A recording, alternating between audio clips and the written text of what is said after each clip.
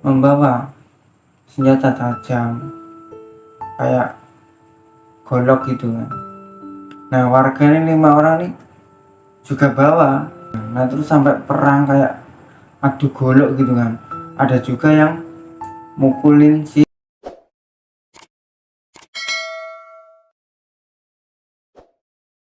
Halo, assalamualaikum warahmatullahi wabarakatuh.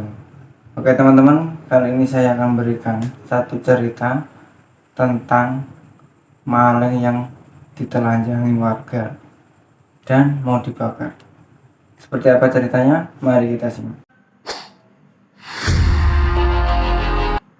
Oke teman-teman, jadi awal ceritanya itu seperti ini.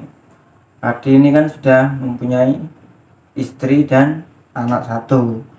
Nah Ardi ini posisi sudah nggak kerja 1 bulan, jadi kerjaannya cuma makan tidur berak gitu kan.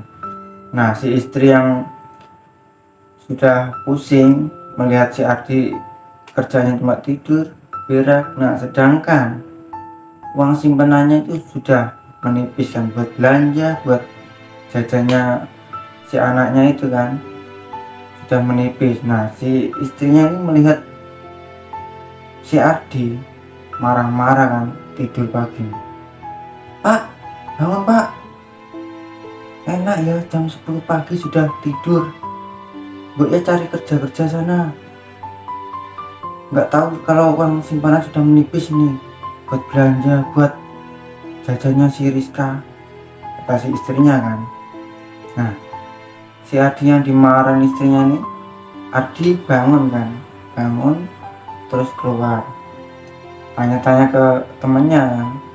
Dia telepon ke temannya yang namanya Pak Ijo, telepon, Jo ada info kerjaan enggak? Nah si Pak Ijo jawab, ada pekerjaan lumayan ini untungnya, kamu memang mau? Kata si Pak Ijo kan. Terus Adin jawab, mau, saya sudah 1 bulan ini enggak kerja nih, istri marah-marah mulu. Emang kerja apa John? Kata si Ardi kan. Si Paijon jawab, biasa Ar, seperti yang dulu lagi waktu kamu masih belum nikah. Apa? Maling lagi? Iya Ar, apalagi kalau bukan maling. Nah si Ardi jawab lagi kan, yang kerjaan lain emang nggak ada John, kan kamu tahu sendiri kalau aku semenjak nikah kan udah berhenti nakal, berhenti kayak gituan, menghindari semua itu kan, kata si Ardi kan. Si Pacung jawab lagi, nggak ada, yang paling cepet ya itu yang cepet dapat uangnya. Proyek yang aku maksud ini dapatnya 50 juta Ar. Soalnya saya sudah ada pembeli langsung, kata si Paijo kan. Ardi bertanya, emang maling apa Jo? Maling mesinnya Bigo, tapi bukan mesin yang gede ya, ini kayak semacam alat lah. Nanti kalau kamu ke rumahku, aku liatin fotonya dan aku jelasin semuanya, jadi nanti kamu ngambilnya tuh tahu yang mana yang mau diambil gitu. Ya bentar Jo, aku pikir-pikir dulu ya, kata si Ardi kan. Nah si Paijo terus jawab, ah gak usah dipikir-pikir lah ah, sekarang pikirin lah istri dan anakmu misalnya nggak makan kalau kamu nggak kerja gitu kan. Nah ini mumpung ada untungnya banyak, nanti kita bisa dapat lumayan ini, dibagi sama 3 orang, kata si Paijo kan. Nah terus si Ardi ini kan diem dan mikir gitu kan, mikir terus ngomong ke Paijo, ya udahlah Jo, aku mau, terus kapan beraksinya ini, kata si Ardi kan. Si Paijo menjawab, nanti malam kamu kesini juga nggak apa-apa, sekitar jam 6 sore lah, apa jam 5 kesini kamu ke rumahku. Nah sedangkan rumahnya Ardi sama Paijo ini lumayan jauh, perjalanan itu 1 jaman gitu kan. Nah terus si Ardi ini bilang ke istrinya kalau sudah dapat pekerjaan, tapi si Ardi nggak cerita sesungguhnya kalau pekerjaannya itu apa gitu kan. Cuma dia bohong sama istrinya gitu kan. Nah setelah bilang, istrinya bertanya kan, emang kerja apa pak, kerja di mana? Nah si Ardi jawab, kerja di Jakarta bu, kuli, tapi gajinya lumayan bu. Oh terus berangkat kapan pak? Nanti sore jam 4, aku minta sangunya bu buat perjalanan naik bis, kata si Ardi kan. Nah setelah itu tepatnya jam 4 sore si Ardi ini dianterin istrinya di terminal kan. Nah setelah dianterin di terminal dan berangkatlah si Ardi. Tapi Ardi itu di tengah-tengah perjalanan dia tuh berhenti, soalnya dijemput sama temennya gitu yang mengajak maling gitu kan. Nah setelah nyampe di kampungnya Pak Ijo, si Ardi ini langsung diajak Pak Ijo ke warung untuk menemui yang namanya Dian yang bakal diajak untuk beraksinya nanti malam kan. Nah setelah di warung mereka bertemu Dian dan si Ardi ini dikasih foto sama si Pak Ijo, foto mesinnya gitu kan, yang bakal nanti malam diambil itu. Nah setelah dikasih lihat fotonya, si Ardi bertanya sama si Pak Ijo, nanti malam kita beraksi di mana emang? Si Pak Ijo jawab, nah nanti malam kita beraksi di desa B. Jadi desa ini aku samarkan ya, aku sebut dengan desa B. Nah setelah si Pak Ijo bilang beraksinya di desa B dan menjelaskan juga kalau di desa B itu ada pembangunan dan begonya itu ditaruh di tengah-tengah sawah. Terus si Ardi tanya lagi kan sama si Pak Ijo, terus nanti malam beraksi jam berapa? Ya nanti jam 2 malam lah, biar lebih aman. Nah bukannya katanya begonya di tengah sawah, kan pasti amannya. Desa itu kan sepi kan kalau nggak salah, kata si Ardi kan. Terus si Pak Ijo jawab lagi, iya sih emang sepi ya, kita jaga-jaga lah. Kalau jam 2 malam kan sudah pasti sepinya gitu kan, cari aman aja kita. Nah tapi waktu 3 orang itu merundingkan ya di warung, itu nggak sengaja ada temennya lurah yang di desa B. Nah lurah desa B ini kan temennya yang nakal-nakal kan juga banyak kan ya, ada juga yang satu kampung sama si Pak Ijo tadi kan. Nah temennya lurah ini nggak sengaja kan mendengar pembicaraan si Pak Ijo sama si Ardi sama Dian ini. Terus temennya lurah ini telepon si lurahnya desa B, bilang kan kalau nanti malam ada orang yang akan beraksi dan mencuri mesin bego di desamu, kata si temennya lurah kan.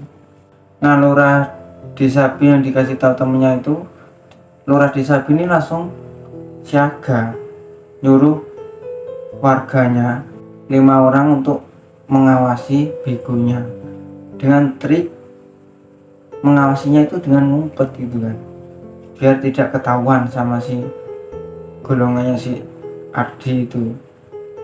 Soalnya lurahnya ini mau berangkat luar kota gitu.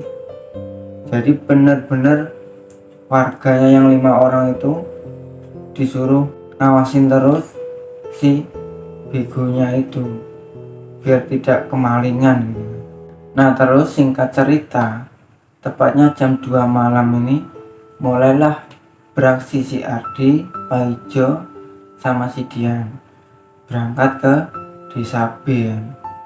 Nah nyampe di desa B, dia tuh berhenti di begonya itu.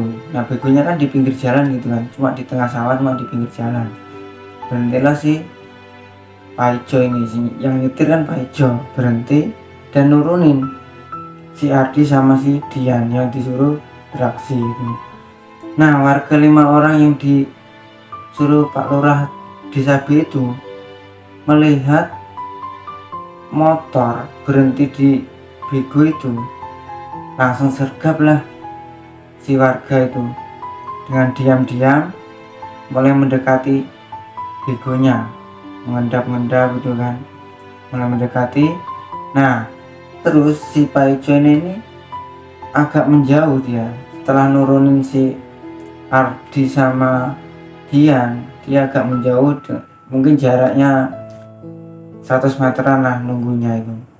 Nah si Ardi sama Dian ini mulai masuk ke begonya, mau nyopotin mesinnya yang dikasih tahu si Pak Ijo kan mesinnya kecil gitu.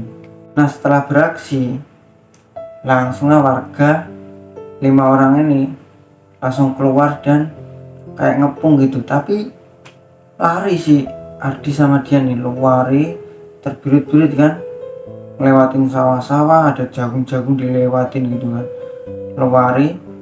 Nah si Diannya ini dia tuh lolos, menghilang, nggak tahu kemana kan, gelap kan waktu itu. Nah yang terpojok ini si Ardi nggak bisa lari kemana-mana kan, jadi Ardi ini mau nggak mau ngelawan si 5 orang ini, tapi Ardinya ini membawa senjata tajam kayak golok gitu kan. Nah warga ini 5 orang ini juga bawa.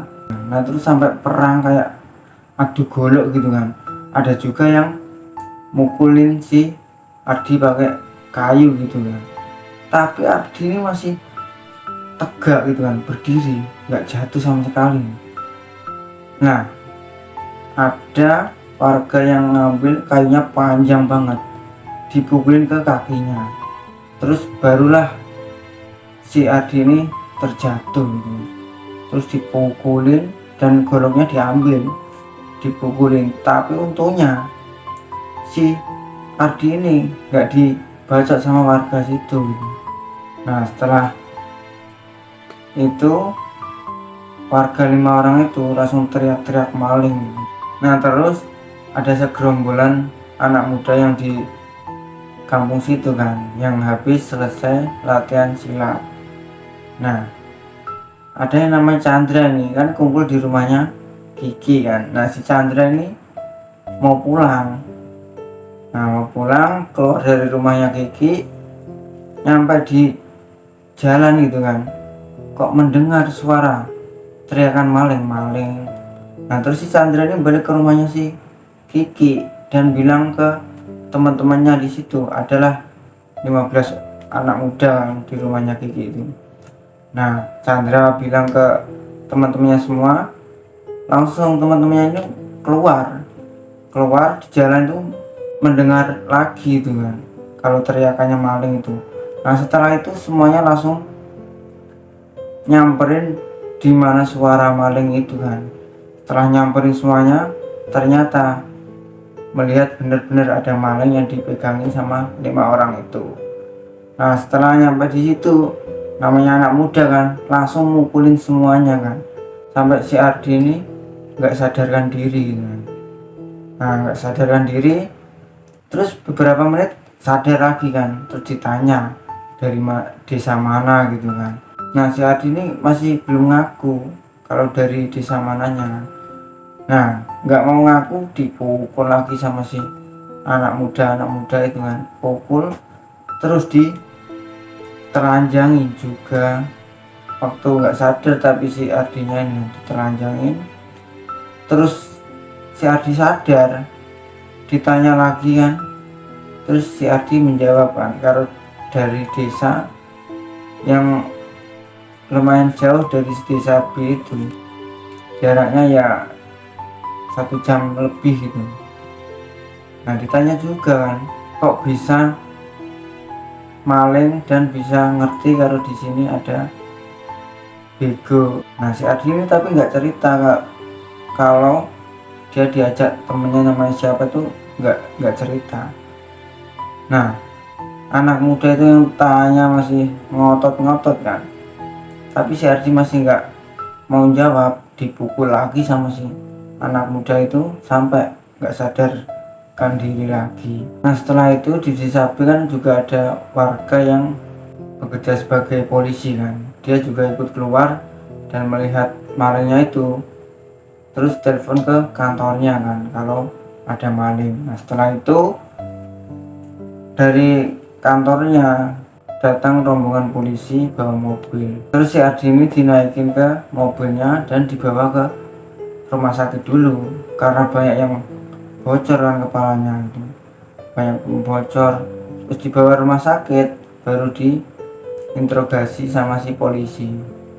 Dan akhir cerita, setelah Ardi sadar dan Ardi menjawab semuanya, mengaku semuanya.